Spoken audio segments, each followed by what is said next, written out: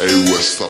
إذا سلام شباب، معكم يوسف ومرحبا بكم في هذا الفيديو الجديد على قناتكم يوسف جاك. في هذا الفيديو سوف أوريكم طريقة تحميل نسخة أسطورية من برنامج المونتاج الكان ماستر، آخر تحديث يا شباب، آخر إصدار للأندرويد، تدعم جميع هواتف الأندرويد بجميع يا شباب. فقط وجب أن يكون لديك الأندرويد فوق 4، وكذلك يا شباب بها ملحقات اللي هي التصميم داخلها. هذه النسخة تدعم ال 4K وكذلك تدعم طبقات الفيديو.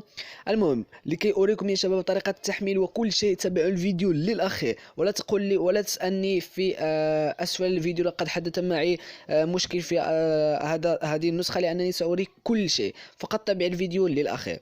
ولكن قبل ذلك لا تنسى لايك للفيديو، وكذلك لا تنسى الاشتراك بالقناة وتفعيل زر الجرس لكي تتوصل بجديد الفيديوهات، وكذلك لا تنسى الاشتراك بقناتي الرسمية قناة يوسف للتقنية، سوف تجدها في وصف هذا الفيديو.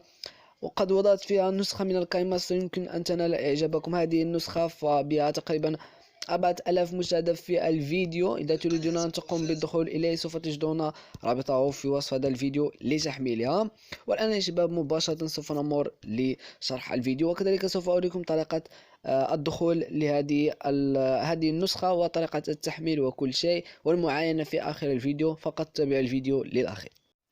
اولا يا شباب سوف اوريكم طريقه تجاوز الرابط المختصر وطريقه تحميل الكاين ماستر. فسوف تقوم بالدخول لهذه الصفحه، بعد ذلك سوف تقوم بالنقر على انا لست برنامج روبوت، وعند تحقق هذه العلامه على هذا الشكل تقوم بالنقر على فاليد. إن ظهرت لك صفحه اخرى قم بازالتها وقم بالرجوع لهذه الصفحه الاساسيه، ثم سيوجهك الى هذه الصفحه مباشره تقوم بالنقر على سكيب اد، وبعد ذلك سوف يوجهك للميديا فايل لتحميل هذه النسخه من الكاين ماستر.